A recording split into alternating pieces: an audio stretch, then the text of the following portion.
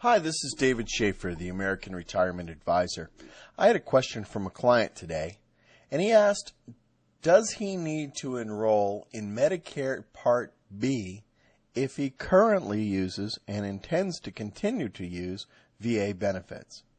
Well, first, before I answer the question, I want to thank each and every one of you that are in the armed forces for your service, because quite honestly, I wouldn't be able to answer the question if it wasn't for you. So thanks again. And my heart's out to every one of you for the great job you do.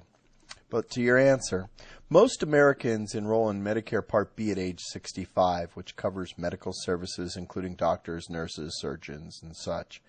If a Medicare-eligible person without VA coverage chooses not to enroll in Part B and then later decides to enroll in Part B, they face penalties, increased costs for life, and certainly restrictions as to when they can enroll. But if you have VA coverage, your situation's a little different. You actually have credible coverage provided to you only in a VA facility, and this works like a similar exception as if you were covered under an employer plan. So to get to the point, you don't need Medicare Part B as long as you're comfortable with the restrictions. The restrictions are as follows. 1, the VA benefits are not a guaranteed entitlement. They are subject to the changes of the federal budget like any government program. By selecting to opt out of Medicare, you will not be covered by any non-VA provider, which means you can only use VA services, which is understandable. Please also note that the VA hospital in Phoenix, which is one of the largest in the United States, does not admit patients in the evenings.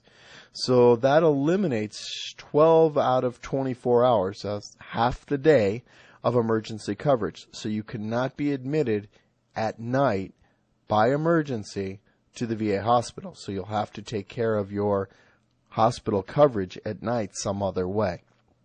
So I hope that answers your question. You do not need to take Medicare Part B, although it's probably advisable that you do. And as to another part of the question, Medicare Part D is in drugs. The VA is considered credible coverage for prescriptions. So if you wanted to enroll in a later date, you would not be subject to any financial obligations over and above the normal premiums, but you would be restricted to when you can enroll, which would be the open enrollment period once a year like anybody else. So if you have any additional questions, please contact me at david@ara123.com or call us toll free at 877-220-1089, and you can always visit us at AmericanRetirementAdvisors.com or ARA123 for short. Have a great day, and I hope this answers your question.